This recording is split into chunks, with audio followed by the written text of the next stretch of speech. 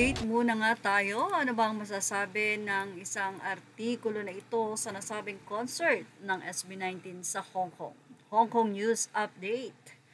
Filipino boy band SB19 lit up Hong Kong's McPherson Stadium during their two-night concert, part of the SB19 Simula at Wakas World Tour.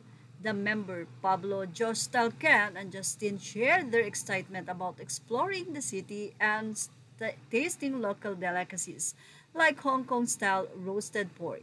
In a pre-concert interview, Justin expressed interest in visiting Disneyland and riding the Star Ferry. The group, known as the King of P-pop for topping the Billboard World Digital Song Sales Chart, reflects pride in showcasing Filipino culture through their music.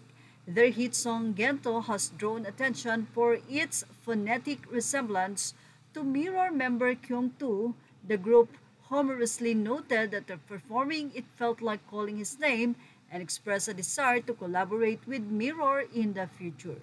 The concert was made more special by the Li Ka-shing Foundation, which sponsored tickets for foreign domestic work in Hong Kong, allowing more Filipinos to experience the show. SB19 expressed heartfelt gratitude for this initiative. Ibang update or nakakatuwang update naman ang naging comment ng isang netizen, "Okay ka lang, Ja." Sumagot naman si Ja at sinabing, "Eto po ata nagagawa ng singaw, Miss Ross." Samantala, sinuportahan naman ni Josh at ni SB19 leader Pablo ang bini sa kanilang kotse Ella debut. Ilang fans naman ang nagtanong kung ano ba ang masasabi nila sa pagsuporta na ito ni Josh at ni Pablo. What are your thoughts on this? Sumagot naman ng ilang, they love each other and support each other. For sure, SB19 ang nandyan, Bini will support them as well. Super proud kuya sila. SB19 always humble when it comes to things like this. It is good thing for both artists to show support.